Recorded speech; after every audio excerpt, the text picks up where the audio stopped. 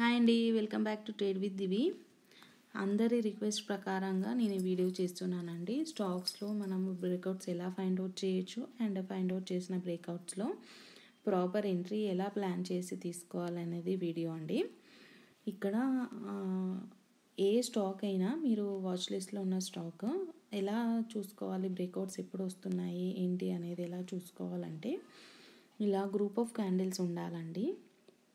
మనం సెలెక్ట్ చేసుకున్న స్టాక్లో గ్రూప్ ఆఫ్ క్యాండిల్స్ ఉండాలి అండ్ ఆ క్యాండిల్స్ కూడా ఒకటే రేంజ్లో మూవ్ అవుతున్నాయా లేదా చూసుకోవాలండి. మనకు అది ఎలా తెలుస్తుందంటే స్మాల్ బాక్స్ నేను ఇప్పుడు డ్రా చేశాను కదా, అలా బాక్స్ డ్రా చేసుకొని పెట్టుకోవాలి.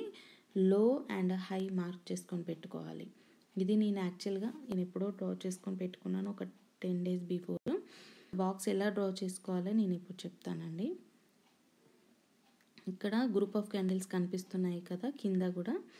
సో ఇలా ఫస్ట్ క్యాండిల్ టాప్ అండ్ ఈ మిడిల్ క్యాండిల్స్ అన్ని బాటమ్ ఒకటే రేంజ్లో ఉంటాయండి. ఇలా మార్క్ చేసుకొని పెట్టుకోవాలి.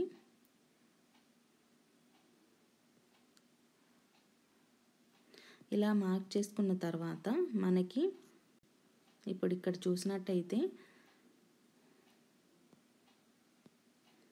ఈ ఫస్ట్ క్యాండిల్ హై, ఈ సెకండ్ క్యాండిల్ హై అండ్ ఈ 3 క్యాండిల్స్ బాటమ్, ఈ క్యాండిల్ హై అండ్ ఈ క్యాండిల్ చూడండి. సో అన్నీ ఒకటే బాక్స్ రేంజ్లోనే ఉన్నాయి. సో ఇలా ఉన్నప్పుడు మనం ట్రేడ్ ప్లాన్ చేయొద్దు.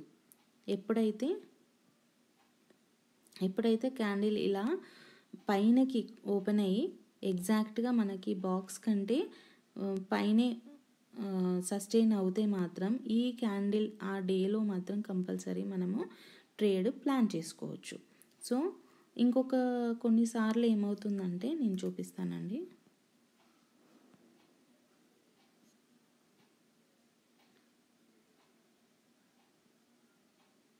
కొన్నిసార్లు ఏమవుతుంది అంటే ఇక్కడ చూడండి, ఈ గ్రీన్ క్యాండిల్లో మనకి విక్ అనేది పైన ఉంది. సో ఇలా విక్ పైన ఉన్నప్పుడు మనము ఎంట్రీ తీసుకోవద్దు, ఎందుకంటే అది మనకు ప్రాపర్ కన్ఫర్మేషన్ ఇవ్వలేదంటే అది సస్టైన్ అవ్వలేదు. సస్టైన్ అవ్వకపోతే మళ్ళీ రివర్స్ బ్యాక్ అయ్యే ఛాన్స్ ఉంది.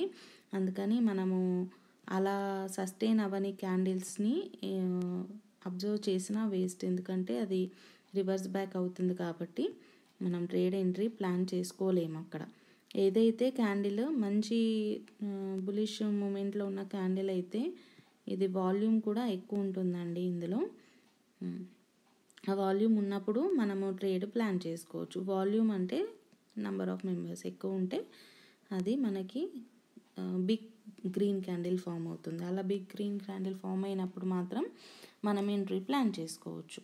సో ఇక్కడ వరకు ఈ లాజిక్ అర్థమైంది అనుకుంటాను. మనం బాక్స్ డ్రా చేసుకొని పెట్టుకోవాలి. ఫస్ట్ ఆఫ్ ఆల్ అది బాక్స్ కంటే పైన క్యాండిల్ ఓపెన్ అయ్యేది ఉంటే ఆ రోజంతా ట్రాక్ చేసుకుంటూ ఉండాలి.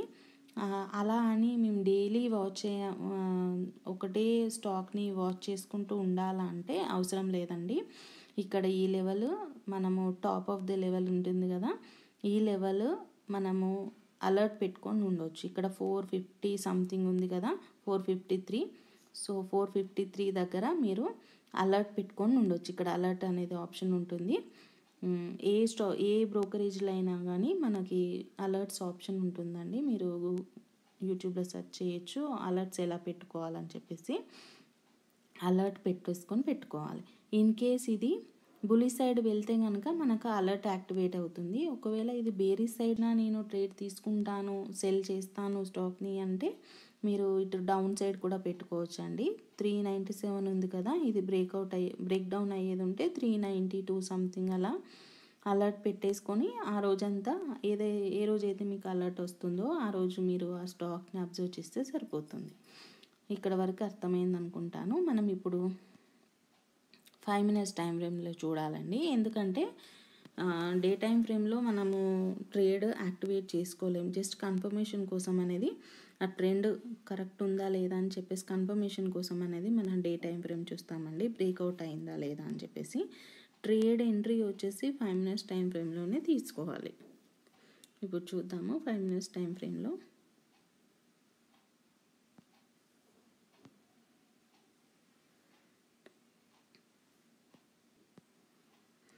ఇక్కడ ఇది ఫస్ట్ ఏ రోజైతే మనకు క్యాండిల్ అబోవ్ ఓపెన్ అవుతుందో ఆ బాక్స్ పైన ఆ రోజు చూసుకుంటాం కదా. సో ఇది ఫస్ట్ క్యాండిల్ అండి.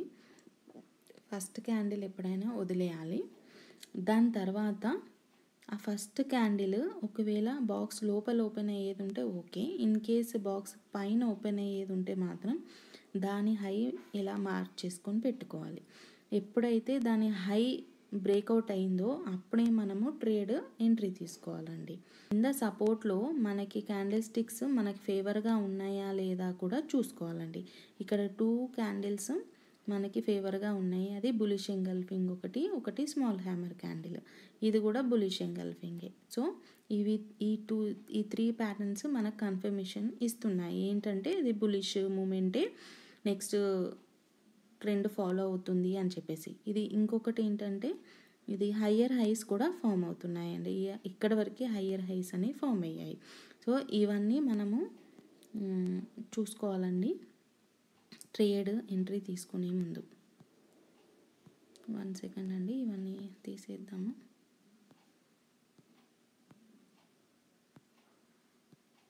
అండ్ ఇంకా ఇక్కడ ఒకటి ఏంటంటే నేను ఇక్కడ ఎంట్రీ అనేది ఇక్కడ ప్లాన్ చేసుకున్నానండి. ఎందుకంటే దాని హ్యామర్ క్యాండిల్ హై బ్రేక్ అయింది. సో నా స్టాప్ లాస్ వచ్చేసి ఇక్కడ, మన టార్గెట్ వచ్చేసి నేను ఫస్ట్ 500 వరకు పెట్టుకున్నానండి. తర్వాత కొంచెం క్యాలిక్యులేషన్ చేసుకొని 510 వరకు పెట్టుకున్నానండి. అది క్యాలిక్యులేషన్స్ వచ్చేసి మీకు త్రూ ఎక్స్పీరియన్సే వస్తుందండి. ఏ స్టాక్ కానివ్వండి, ఏ ఆప్షన్స్ కానివ్వండి, యాజ్ పర్ ఎక్స్పీరియన్సే మీకు అది ఎక్కడ వరకు రీచ్ అవుతుంది అనేది ఐడియా మాత్రం ఇది ప్యూర్గా ఎక్స్పీరియన్స్తోనే వస్తుందండి. సో ఇక్కడ వరకు అయితే అర్థమైంది అనుకుంటా అండి. బులిష్ సెటప్ మనం చూసుకోవాలంటే ఏంటి, ఫస్ట్ డే హై, నెక్స్ట్ ఇది బులిష్ ట్రెండ్లో ఉందా లేదా అని హయ్యర్ హైస్ ఫామ్ అవ్వాలి. అండ్ నెక్స్ట్ ఇవి ప్యాటర్న్స్, క్యాండిల్ స్టిక్ ప్యాటర్న్స్. ఇలా అన్ని కన్ఫర్మేషన్ తీసుకున్న తర్వాతే మనం ఎంట్రీ ప్లాన్ చేసుకోవాలి. అండ్ ఇంకొక విషయం ఏంటంటే ఇక్కడ మనకి స్టాప్ లాస్ అనేది ట్రైల్ చేసుకుంటూ వెళ్ళాలండి. నేను ఎప్పుడు కానీ స్మాల్ స్టాప్ లాస్ ఉంది చూసుకుంటా అండి. ఓన్లీ 3 పాయింట్స్ వస్తుంది. ఇక్కడ hammer candle above, hammer candle below, only ఇక్కడ కూడా 3 పాయింట్స్ వస్తుందండి. 3 to 5 పాయింట్స్ వస్తుంది. 5 పాయింట్స్తో మనకి రిస్క్ రివార్డ్ ఎంత వచ్చింది చూడండి. నేను అరౌండ్ 477కి ఎంటర్ అయ్యాను. నా టార్గెట్ వచ్చేసి 510. సో ఇలా రిస్క్ రివార్డ్ కూడా మనం మెయింటైన్ చేసుకుంటూ ట్రేడ్ చేయాలి.